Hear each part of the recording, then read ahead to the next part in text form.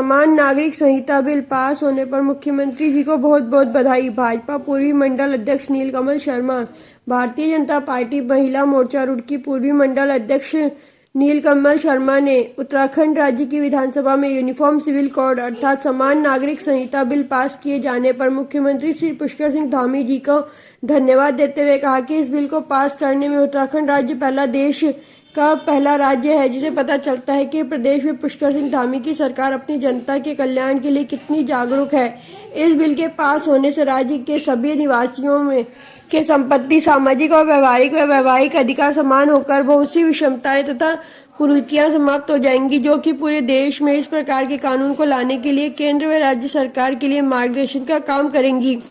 नीलकमल शर्मा ने बताया कि इस बिल के कानून के रूप में लागू होने पर अगर कोई विवाह 26 मार्च 2010 के बाद हुआ है तो उसका पंजीकरण करना होगा। ऐसा न करने पर सजा का प्रावधान किया गया है। संपत्ति में बेटा और बेटी को बराबर अधिकार होगा। लिव इन रिलेशनशिप के लिए कठोर कानून होगा। विवाह विच्छेद अर्थात तलाक के लिए पति के समान ही पत्नी को भी बराबर के अधिकार दिए गए हैं तथा प्रथा, रूढ़ि व परंपरागत के तहत तलाक मान्य किए गए हैं। सभी धर्म के लोगों के लिए विवाह की आयु समान की गई है, जो कि पुरुषों के लिए कम से कम 21 वर्ष और स्त्री के लिए न्यूनतम 18 वर्ष की गई है।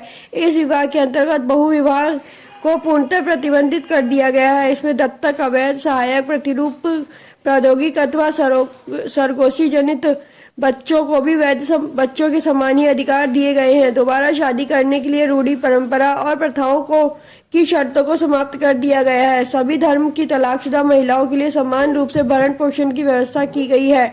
बहुपत्नी तथा प्रथा को समाप्त करके सभी के लिए केवल एक विवाह का नियम प्रस्तावित है। पुरुषों के समान ही महिलाओं को भी संतान को गोद लेने का अधिकार दिया गया है।